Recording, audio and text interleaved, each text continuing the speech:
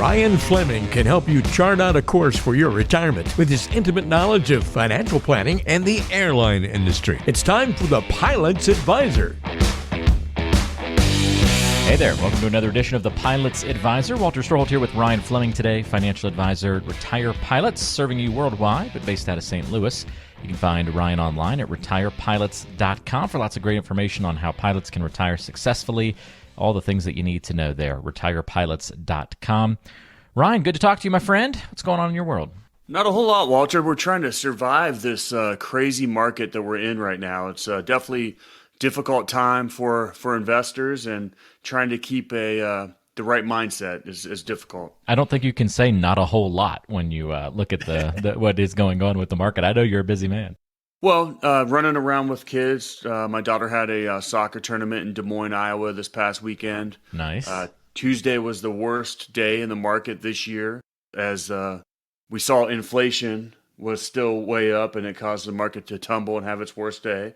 So needless to say, with all that in mind, it's been very busy. It's a stressful time of year when the market is doing what it's doing.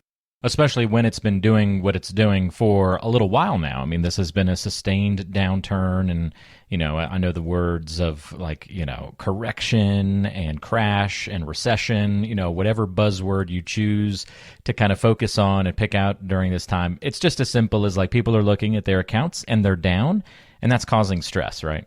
Well, absolutely. I mean, it's been going on for 9 months, this whole year, and we're actually entering in that time of the market that historically is the worst time of the year.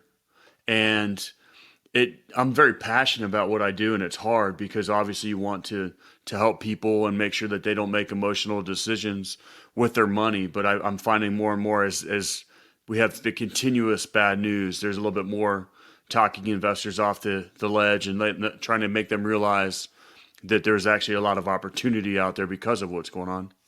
Is panic too strong of a word to describe what people are feeling right now? Well, you know what? It's amazing because there's many investors that get it. They've been through these before. They're unemotional. They know not to look at their statement. They know not to watch TV all the time and allow themselves to get worked up. They know they're playing the long-term game, and it's for retirement. So what's happening today doesn't really matter. And then there's others that are on the exact opposite, where they're watching too much TV, or they're logging into their account every single day. And it's literally driving them into a panic where they feel like they have to do something.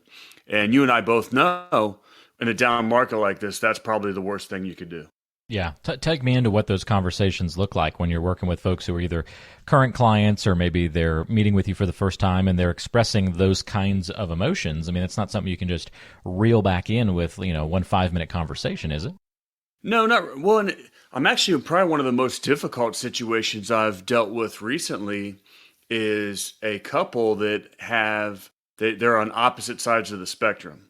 So here they are, they've been married for many, many years, saving for retirement. And right now, one of them is in complete panic, wants to go to cash. And the other one's like, no, we stay the course, long-term, we'll be fine. It was interesting because, we know what the data suggests, that if you go to cash and try to time the market, you're going to get hurt over the long term. But the reference was, I want to go to cash and lock in my profits. Where in my mindset is, no, that's where you're locking in those losses right now with the market being down 20-25%, depending on what index you look at. But the emotion is real, where you feel like you're losing your livelihood right in front of you. And, you're only really losing that unless you make those sales and go to the sidelines. But I can understand and relate to the pain of how they're feeling. Well, I think that's the fact that you can relate is certainly helpful, and then start guiding them through that conversation. But it's not a quick fix, right? It takes some effort. It takes some conversation. It takes some deep planning and deep thinking. And that's where you're really needing that relationship with your advisor is during times like right now. Because when the market's doing great, you call a broker up and, you don't have to have a deep relationship and everything's feeling good. But it's times like right now where it feels like that relationship with an advisor really differentiates itself from, when people don't work with an advisor or they just work with a broker and it's just very surface level. This is where that relationship really pays off. Absolutely. And there has to be that trust there. And it's even more difficult if you have an investor that's hurt themselves in the past. because they've made a poor decision and they feel that pain even deeper. And so now you're trying to get them to eliminate and stop speculating and gambling with their money, to not make those emotional decisions. They have to trust you, and you have to walk them through and talk, for lack of a better term, talk them off the ledge so that they don't jump and do something that they'll never recover from. Ryan, what about people who, I don't know, they get maybe concerned or upset when they look back and they say, oh man, it's the Monday morning quarterback syndrome. I wish I would have seen this coming and made different moves before all of this happened. There's a little bit of that. I don't know if everybody cries over the spilt milk is what I would call it. But even more painful for me is when you watch somebody that's about to make a decision and you know that it's going to hurt them in the future. That I know a year from now they're going to regret the decision they're making. And I can't participate in somebody hurting themselves like that. So at some point, they either trust you with your professional advice, or they have to go down their own path. And it's very, very hard when you have somebody that decides, I'm going to go out on my own and I'm going to go to cash, or I'm going to do these things, because and I know via the numbers, I know from experience that they're going to regret it. I don't know when the market's going to come back, but I know it will. And all the data suggests that if you do that, you're not going to get back in at the right time, and you're probably going to miss it when it comes back, because when it comes back very, very quickly. Should people react to the market right now differently depending on their age? Like somebody who's been retired for 5 years versus somebody who's just retired versus somebody who's a month from retirement versus somebody who's 5 years from retirement, kind of throughout that spectrum. Should people react differently to what we're experiencing right now depending on where they are? Well, I think that's a tough question, because the real answer is no, they should stick with their plan. Whatever that plan was, that plan has already been put into place. That portfolio has already been engineered for their risk tolerance and their age, getting to where they need to get. But what it does do is it points out different opportunities or lessons if you haven't planned appropriately. For example, if you're a younger investor and you have time, this is an amazing buying opportunity. Buy. Any cash you get into the market. Stuff's 50 to 75% off. It's an amazing opportunity. Maybe you're one of those people that has a little bit more of a risk tolerance than you should. And suddenly you're just entering retirement, and now you're dealing with a sequence of returns risk issue where you're having to pull income from your portfolio and the market's down. It's not a great thing. So this is a great lesson of why you need that short-term money as you're entering retirement. You have to have that money that's 1 to 3 years for pulling income in case you are in a down market, because that factor alone could blow up your portfolio. Well, that's a really good point. I think you see all the different dynamics depending on where a person's at. But ultimately, if you put together an income plan, you stay with the plan, you stay the course, and you keep focused. Hey, if you're ready to have clarity and thrive in your retirement, you're in the right place, and I've got another resource for you to check out. Go to retirepilots.com and look right there on the homepage. You'll be able to click Get My Free Toolkit. What this is going to do is help you get, for free, Ryan's Retirement Toolkit.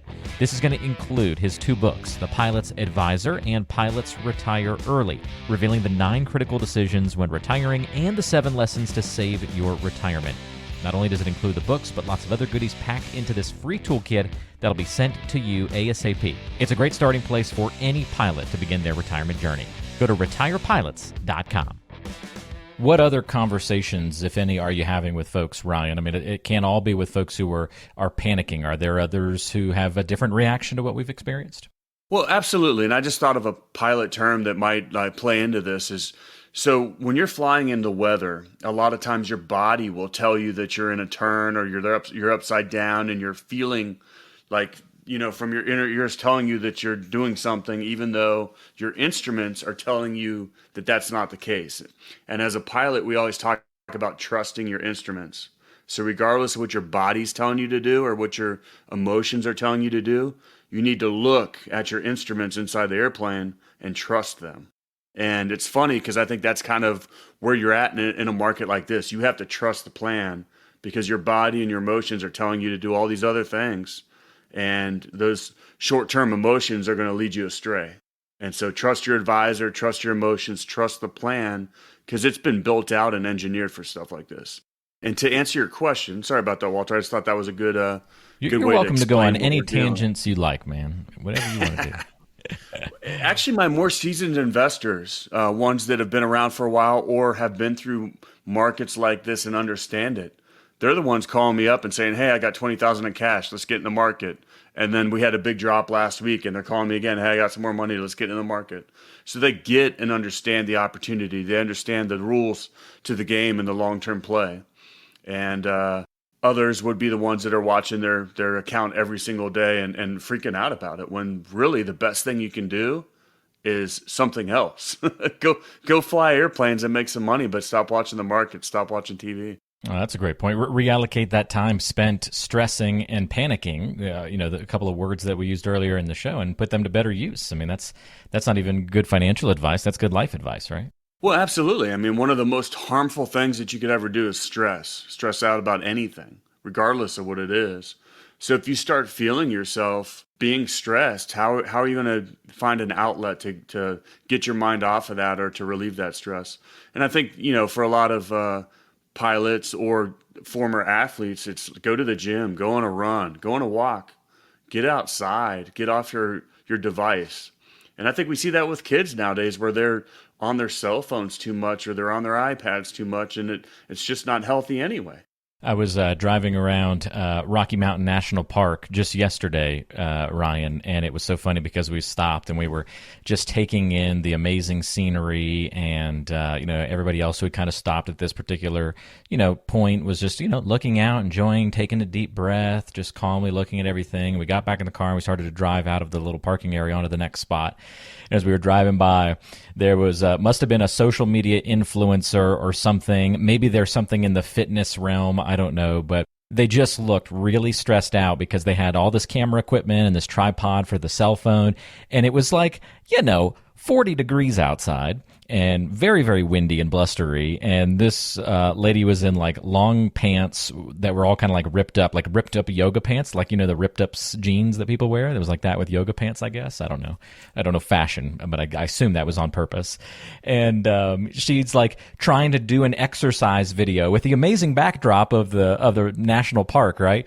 But she just looked so stressful, and she was yelling at the person who was like trying to help her film stuff. And it was like, I mean, I get that maybe that's your job. That's what you want to do. That's cool. But it was just so funny. The juxtaposition of everybody else in the parking lot was just like, wow, what a calm, serene space. This is amazing.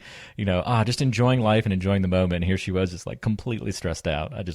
I thought you'd get a kick out of that. Well, and the funny part about that is you talked about the ripped, tattered yoga pants, and she probably paid extra for that look. For the rip, to have right? holes Yeah. and rips and tears. Exactly.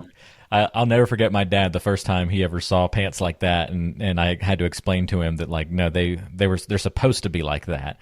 But then I told him like what those usually cost or what the price would be, and he's like, so there's less material. And my dad was, by the way, a very strong wearer of cutoff jeans back in the day. Got lots the jorts? Just jeans that were cut. So not like designed jorts, but like just frayed at the end because he cut them with scissors jorts, pretty much. Yeah, transform those puppies right into summertime. Transform them. I've got lots of picture evidence of back in the day. I mean, the 90s. The 90s were highlight of fashion for us Storholtz, I'll tell you what. But it was just so funny. He was just like, I don't understand it. I cut mine off for free. So that's pretty good stuff. But you're right. Probably was a lot extra for those pants. Regardless, it just is a good illustration of, let's try to eliminate some of that stress in life. And if your finances, your money, your investing, if those things are causing you stress, well, that's a reason to get a plan in place. Work with a planner like Ryan Fleming, financial advisor to pilots all across the world. And if you've got questions, you can call or text to get in touch with him at 843-475-3038. Ryan, I'm curious before we wrap up this episode, and I appreciate your musings just kind of on where we stand right now and what people are kind of going through emotionally. Take us behind the scenes. If somebody does want to meet with you, let's say they are stressed right now. They don't have a great financial plan in place. They're a pilot. They've done a great job saving for retirement perhaps, but they're getting closer to that date, and now they're feeling really stressed because the retirement accounts are down. They're not quite sure when that retirement date is going to be realistic now, and they're starting to have more question marks than answers at this point. So if they reach out, if they call that number that I give out, or they text you, or they go to retirepilots.com and get in touch, What's the process then look like from there? Well, ultimately, we're going to look at where they are and do a financial analysis of their current investments. And from there, we'll set up a Zoom call and go through it together. Find out their age, find out their risk tolerance, what we'll actually build out a retirement income plan. So once you actually have some numbers in front of you and something you can work off, it actually takes a lot of the stress off to see what will actually probably happen or where you actually are. It's a lot more stressful when you don't know where you are, when you don't have a plan. So actually sitting down and talking about these things really, really helps. No different than anything else in life. You need to plan and talk about things, get it off your chest. Tell us about your fears. And I think that's a perfect lead-in, Walter, because we were talking about for our next show, talking about the psychological side of investing and retirement. And I think that where we are right now in this market, it'll be a perfect thing to discuss and talk about how the brain affects how you think about things. Great points, Ryan, and I look forward to that conversation with you, and I hope everybody comes back and join us for lots of great episodes, 2 new episodes every month right here on The Pilot's Advisor. I'll reiterate, if you've got any questions for Ryan, you can call or shoot him a text at 843-475-3038, 843-475-3038, or go to retirepilots.com, and we'll put all the contact info that you need in the description of today's show, so that's easy for you to find as well. Ryan, appreciate all the help and assistance on the show today, my friend, and we'll look forward to chatting with you soon. Sounds wonderful, Walter. Stay the course. Trust your instruments. Everything will be okay, I promise. Information is for illustrative purposes only and does not constitute tax, investment, or legal advice. Always consult with a qualified investment, legal, or tax professional before taking any action.